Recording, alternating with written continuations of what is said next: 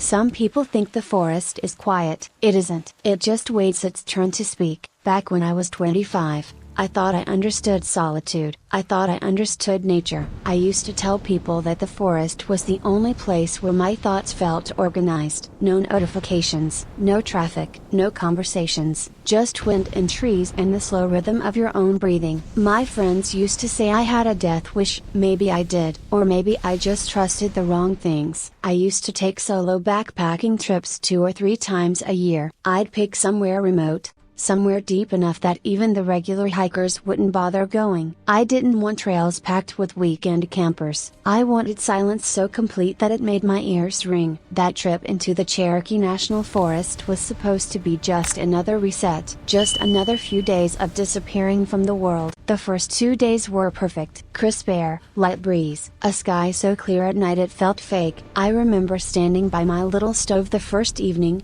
watching steam rise from my food and thinking how insane it was that people paid therapists when all they needed was this. The second afternoon is when everything shifted. The clouds didn't roll in gently. They built like something assembling itself, dark layers stacking in the west. I wasn't worried at first. I'd hiked through rain before. I actually liked storms. They made you feel small in a good way. Within an hour, the temperature dropped so fast my breath started fogging. The wind didn't just pick up, it snapped through the trees like something running between them. Branches above me began cracking, the kind of cracks that echo, the kind that make you instinctively flinch. Lightning struck somewhere too close for comfort. The thunder wasn't delayed, it hit instantly, like the sky was splitting open directly overhead. That's when I started looking for shelter. I was in an exposed section of trail, higher elevation, nowhere to duck under thick canopy. Rain came down sideways, stinging my face. Within minutes I was soaked through every layer. My boots filled. My pack felt twice as heavy. And then I saw it. Off to my left, half hidden behind dense trees, a shape that didn't belong. A straight line, then another, angles that don't occur naturally in forests. A cabin, small, 1 story, dark wood nearly black from age. I can't explain the relief that hit me. It was like seeing a lighthouse while drowning. I left the trail without thinking and sprinted toward it, branches whipping my face. The door wasn't boarded, it wasn't chained. I grabbed the handle and pushed. It opened immediately. Inside it was dim but dry. The air smelled stale, mold and something sour underneath. The sound of rain on the roof was deafening but distant enough to feel safe. There was a chair near the wall, a small table, a cot frame with no mattress, a stone fireplace clogged with old ash. Cobwebs hung from the corners like lace curtains. It looked abandoned, but not destroyed. I stripped off my soak layers and laid them near the fireplace, not caring about anything except getting horizontal. I lay on the floor and let the adrenaline drain out of me. For 10 minutes,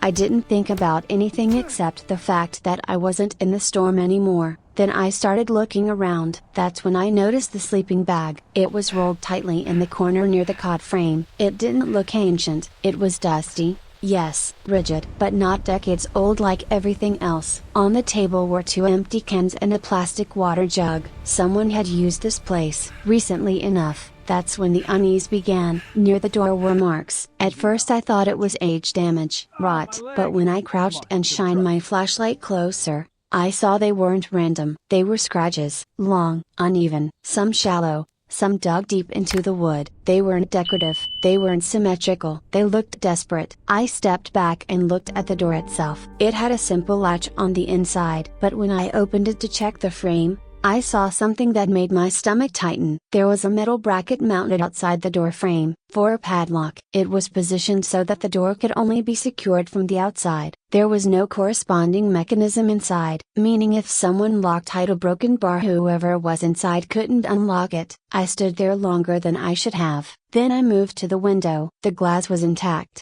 surprisingly clean. That's when I saw the screws, 1 in each corner of the frame, driven from the outside, pinning the window shut. I leaned closer. Around the inner frame were deeper scratches. Not like the door. These were concentrated along the edges, as if someone had clawed at the gap trying to wedge fingers between glass and wood. It hit me in a wave. Someone had been kept here, not sheltered, kept. The storm roared outside, almost violently, like it didn't want me thinking too hard about that. I told myself it was old, past. Whoever it happened to was long gone. and the alternative was going back into that storm, so I stayed. That was the second mistake. Time passed strangely. Rain hammered the roof, thunder shook the walls. The cabin felt less like shelter and more like a sealed container. That's when I heard it. At first it blended with the storm, a scraping along the left exterior wall. I froze. Another scrape, slow, intentional. I tried convincing myself it was a branch, but I couldn't remember seeing branches close enough to touch the cabin. Then two heavy thuds landed on the porch, not random impacts, footstep weight. I stood up slowly, held my breath, and then pressure against the door. The wood creaked inward slightly. The latch rattled once, then the pressure released. My heart was slamming so hard I felt dizzy. Why wouldn't someone just come in? The door wasn't locked. Unless a broken bar. They didn't want to come inside. Unless they wanted me to stay inside. The thought made my skin prickle. I started packing, fast. A nausea-inducing certainty filled my chest that something bad was about to happen. I was 30 seconds from leaving when the window behind me exploded. Glass burst inward. Something flew through, and fire followed it like it had been waiting. The flames spread unnaturally fast. Walls ignited almost instantly,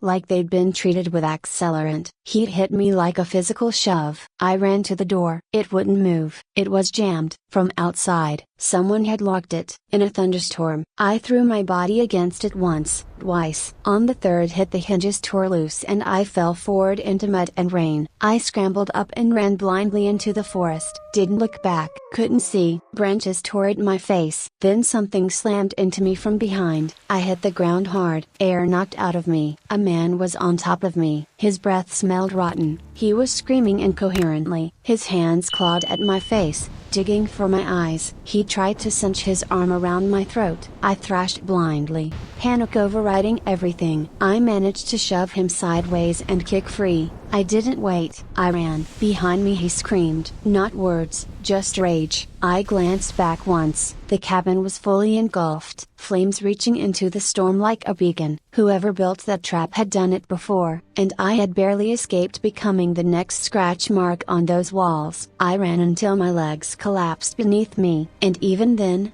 I didn't feel safe, because the forest wasn't empty. It never had been. And that was only the beginning. The thing about fear is that it doesn't always hit you when you expect it to. Sometimes it waits. Sometimes it lets you think you've escaped. That night in the forest, after the burning cabin disappeared behind sheets of rain and trees, I told myself I had survived. I told myself it was over. But fear doesn't leave that easily. It settles into you. It finds a quiet place in your chest and builds something permanent there. I never told anyone the full truth about what happened in that cabin. Not my friends, not the woman who would eventually become my wife. I said there was a fire. I said it was an accident. I said I was lucky. What I didn't say was that someone tried to trap me inside. What I didn't say was that I heard footsteps following me long after I thought I had put miles between us. And what I definitely didn't say was that when I finally reached a trailhead the next day, shaking and half delirious, I had the overwhelming feeling that something had stopped chasing me, not because it lost me broken bar, but because it didn't need to anymore. Years passed before I went back into deep wilderness alone again. I told myself the first incident had been a one-off, some deranged local, some backwoods predator who used storms to mask his crimes. That explanation was easier to live with than the alternative. But then came the tower. I was in my early 20s then, still reckless enough to confuse adrenaline with meaning. My friend Charles was the kind of guy who treated restricted access like a personal challenge. If it was fenced off, he wanted in. If it was abandoned, he wanted to climb it. He found the fire lookout tower buried somewhere in a remote stretch of forest, decommissioned, forgotten, no listings, no official trail leading to it. We hiked 4 miles off trail to reach it. The first glimpse of that structure through the trees felt unreal. Steel rising out of nowhere, 70 feet of rusted geometry stabbing into the sky. The staircase zigzagged upward, ending in a small square cab with windows on every side. It looked fragile. It looked wrong. It looked like something that should have fallen years ago. Charles didn't hesitate. He started climbing immediately, testing each step like he trusted it. I followed because that's what I always did, because part of me believed nothing truly bad could happen if we were both laughing about it. The climb was sketchy. Several bolts were rusted thin. Some steps wobbled when we put weight on them. The final section was a vertical ladder encased in a narrow metal cage, 20 feet straight up with nothing but air below. When we reached the cap, the view stole the fear right out of me. Trees stretched endlessly in every direction, a sea of green rolling into the horizon. The sunset painted everything gold and orange. For a moment, the world felt small and harmless. We cracked open beers and sat on the wraparound walkway. Night came fast. Once the sun disappeared, the forest below turned into pure blackness. Not shadow, not dim, just absence. That's when Charles hit his metal water bottle against the railing. The clang exploded outward into the night. It echoed for seconds, maybe longer. It sounded unnatural, intrusive, like a signal flare in audio form. I got angry. I told him to stop messing around. He laughed. 10 minutes later, he stopped laughing. He leaned forward and pointed downward through the darkness. At first, I saw nothing. Then I saw it. A light, faint, orange-white, moving between trees. It wasn't flickering like a normal flashlight. It wasn't swaying with footsteps. It was gliding, slow and steady, weaving through the forest directly toward us. We whispered, even though there was no reason to, as if volume mattered at that height. "It's probably a hiker," I said. "Does that look like a hiker?" He whispered back. The light's movement was too smooth, too controlled, and it didn't change pace when it hit rough terrain. It got closer, closer, until it reached the base of the tower. Then it stopped, directly beneath us. We leaned over carefully, trying to see whoever was holding it. But the angle worked against us. We could see the glow, but not the source. Charles did something that still makes my jaw tighten when I think about it. He yelled down, "Hey, you good down there?" No answer. The light didn't move. He yelled again. Nothing. 30 minutes passed like that. The light remained exactly where it was, not swaying, not adjusting, just existing. Then it went out. No gradual dimming, no walking away, just gone. The darkness below became absolute again. That's when the metallic noises started. A sharp clang reverberated up the tower's steel frame. It felt like someone had struck one of the support beams with a hammer. We froze. Another sound followed minutes later. Grinding metal, slow, deliberate, like torque applied to a bolt. The sounds shifted positions, one from the east side, then west, then directly below. We heard no footsteps, just tools. That was worse. We retreated inside the cabin, shut the door. It felt useless, but it felt like something. I sat facing the windows opposite Charles. The moonlight barely outlined the treetops. Everything else was void. Then I saw it, a dark shape pass across one window, then the next. At 70 feet in the air. It moved too fast for me to process fully, but it was there, a silhouette interrupting starlight. I yelled. Charles scrambled back from the glass. We pressed ourselves against the door, bracing it with our weight, expecting it to be shoved inward. Nothing happened. No footsteps on the ladder, no hands on the handle, just silence. The rest of the night stretched into something unbearable. We didn't sleep. We barely breathed. Every small creak of cooling metal felt like the beginning of something catastrophic. When dawn finally came, pale light creeping over treetops, we opened the door in unison and rushed outside. No one on the walkway, no one at the base, no light, no footprints that we could see from that height. We began descending. 3/4 of the way down, Charles stopped abruptly. An entire section of stairs was gone. Not bent, not broken, removed. 4 full steps and the connecting braces were missing, leaving a gap of nearly 6 feet. We stared at it, trying to rationalize. Had we climbed past it in the dark and not noticed? Impossible. Had it fallen? Where were the pieces? There were no metal fragments on the ground below, which meant someone had unbolted them during the night. While we sat above, listening, jumping the gap was the only option. Charles went first. He twisted his ankle on the landing below but stayed upright. I followed, heart pounding harder than during any part of the climb up. When we reached the base, we didn't search, we didn't inspect, we left. The forest around the tower felt different in daylight, not safer. Just a broken barrel where we never figured out who had been beneath us. We never found the missing stairs, and we never went back. But the pattern was forming: isolation, a structure, an unseen presence manipulating exits. And then there was the third incident. By then,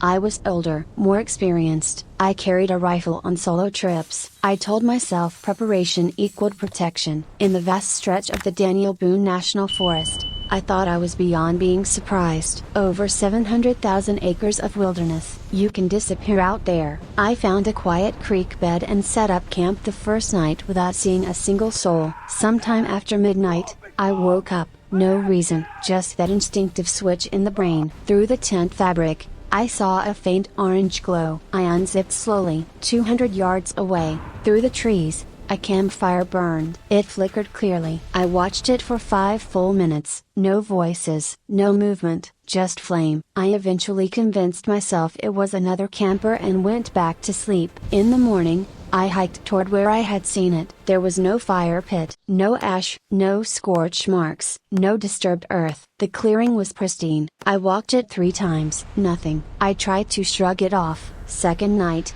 deeper in the forest, I woke to a crack so violent it felt like a gunshot magnified 10 times over. A tree collapsing. No wind, no storm. 10 minutes later, another crash from a different direction. Trees don't just fall in still air. Then came the sound, low, continuous. A groan that morphed into a growl and back again. It lasted nearly a minute. It didn't vary. It didn't echo like an animal call. It sounded like something sustaining a tone intentionally. I chambered around and aimed at my tent flap, hands shaking despite years of experience. The sound faded eventually. At dawn, I found one of the fallen trees. The trunk wasn't cleanly snapped. It looked torn, gouged. Long deep grooves cut into the wood as if something had clawed or chewed through it. Not beaver work, not chainsaw marks. Irregular, aggressive. Then I saw them, my blue bandana, my carabiner, lying near the branches. Both had been inside my pack, which meant something had opened it while I slept, and decided to leave souvenirs near the destroyed tree. That was when the fear reached something primal. This wasn't random. It wasn't coincidence. It was interaction. I didn't hike out calmly. I ran, and the entire time,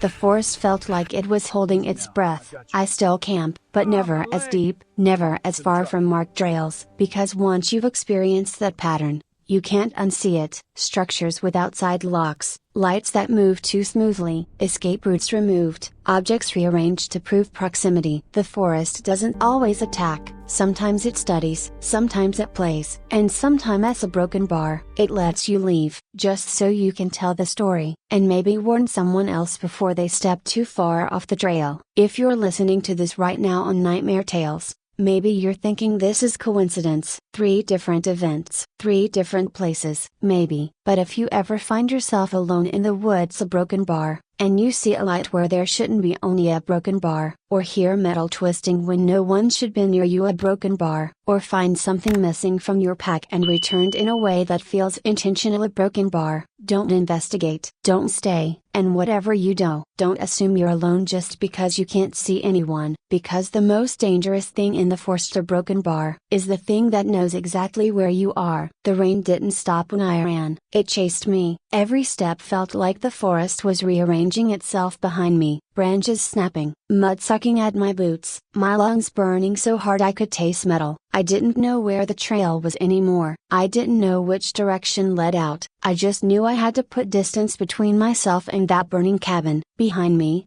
somewhere through the rain and smoke, that man was still screaming. But the screaming changed. At first it was rage. Then it became something else. Laughter. High, cracked, unstable. The sound followed me longer than it should have. I ran until my legs stopped cooperating. I stumbled down a slope, hit the ground, and slid through wet leaves until I slammed into a fallen log. The impact knocked what little air I had left out of me. For a few seconds I couldn't move, couldn't think. The rain poured over my face and into my eyes. My entire body shook uncontrollably, from cold, from adrenaline, from the slow realization that I had absolutely no idea where I was. The forest looked different at night. It wasn't just darker, it felt occupied. I forced myself up and checked my pack. Miraculously, I still had it. My flashlight flickered when I turned it on, but it worked. The beam cut through the rain in a narrow tunnel of light, Every tree looked the same, every shadow felt like it was leaning toward me. I picked a direction that seemed downhill and started walking. After 10 minutes, I noticed something that made my stomach drop. There were markings on the trees, not trail markers, not official paint blazes. These were thin, vertical slashes carved into the bark, some fresh enough that sap still glistened in the beam of my light. They weren't random. They formed a line, a path, and I was standing directly in it. My first instinct was that it was his path, the man from the cabin, a way to navigate in storms, a system. But then I noticed something worse. The slashes were on both sides, like a corridor, guiding something, or someone. I stepped out of that invisible lane immediately. Heart hammering. That's when I heard it again. Not laughter this time. Breathing. Heavy. Too controlled to be accidental. Off to my right. I shut off my flashlight instantly. Darkness swallowed everything. The breathing stopped. The rain was the only sound again. I stayed frozen for what felt like 5 minutes. Maybe it was 30 seconds. Time had started stretching in unnatural ways. Slowly, carefully, I turned the light back on and swept it across the trees. Nothing, no movement, no silhouette. But I knew someone had been there, watching. The thought crept into my head slowly, like poison. What if the cabin wasn't abandoned? What if it was bait? Storm comes, lost hikers seek shelter. Door conveniently unlocked, lock from the outside. Fire to erase evidence. My chest tightened. How many scratch marks had there been? How many people had tried to claw their way out? A distant crack echoed through the trees. Not thunder. A branch breaking under weight. Moving. Closer. I started walking again. Faster now. Not running but not slow either. Panic running too hard would make noise. Noise would give away position. That's when I saw a faint glow through the trees ahead. Orange. My stomach dropped. Fire. For one horrifying second I thought I'd circled back to the cabin. But the glow was smaller, flickering, contained. I approached carefully, staying wide, keeping trees between me and the light. It was a campfire, and someone was sitting beside it. The same man, his silhouette hunched forward, hands extended toward the flames. Steam rose from his soaked clothes. He wasn't chasing me. He wasn't searching. He was just a broken bar sitting, like nothing had happened, like he hadn't just tried to burn me alive. My heart pounded so loud I was sure he could hear it. And then he spoke, without turning around. "You weren't supposed to get out." His voice was calmer now, almost conversational. I didn't respond. "I fixed the door every time," he continued. "Every time." My pulse roared in my ears. He tilted his head slightly, as if listening to something I couldn't hear. "They don't usually fight that hard." The fire popped loudly. I stepped backward slowly. A twig snapped under my boot. His head snapped toward me instantly. Too fast. He stood up in one fluid movement. Even from a distance I could see his eyes reflecting the firelight. Wide, unblinking. "You don't understand," he said softly. Then he smiled. It wasn't anger. It wasn't madness. It was something worse. Pride. "You were meant to stay." He took a step toward me. I turned and ran again. This time he chased. No more pretending. No more games. Full sprint. His footsteps pounded behind me,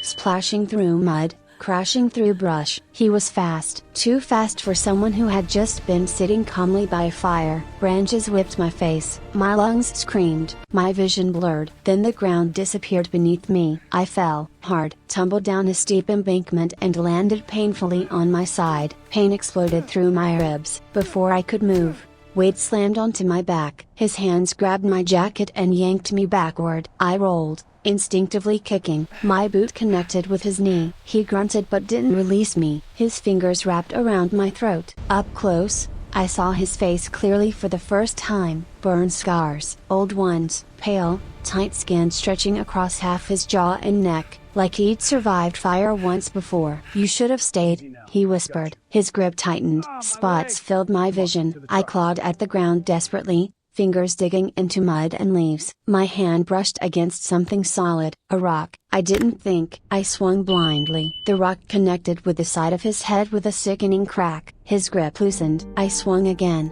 and again, until he fell sideways into the mud. I scrambled away, gasping, coughing violently. He didn't move at first. Then he twitched. That was enough. I staggered to my feet and ran uphill, ignoring the screaming pain in my ribs. This time I didn't stop. I ran until the trees thinned, until the rain softened, until I saw something impossible. Headlights. Through the trees. A road. I burst out of the forest and nearly collapsed in front of a parked ranger vehicle. A man stepped out, shouting something I couldn't process. I must have looked insane, covered in mud, blood, soot, shaking uncontrollably. They found the cabin the next morning, or what was left of it, burned to the foundation. No body, no sign of the man. But they did find something. Under the floorboards, chains and bones, old ones, animal and human mixed together. The ranger told me later that no registered structure was supposed to be in that section of the Cherokee National Forest. No record of ownership, no permits, nothing. Like it had never existed. They searched for him for weeks, never found him. But here's the part that still wakes me up at night. 3 months later, after I'd returned home and tried to convince myself it was over, I received something in the mail. No return address. Inside was a single object, a small piece of charred wood, with scratch marks carved into it, long, desperate, and fresh. On the back, written in black ink, "You left too early." I don't hike alone anymore. And I don't trust unlocked doors in the middle of nowhere. Because sometimes the forest doesn't chase you, sometimes it invites you in. And if you survive a broken bar, it remembers. Die.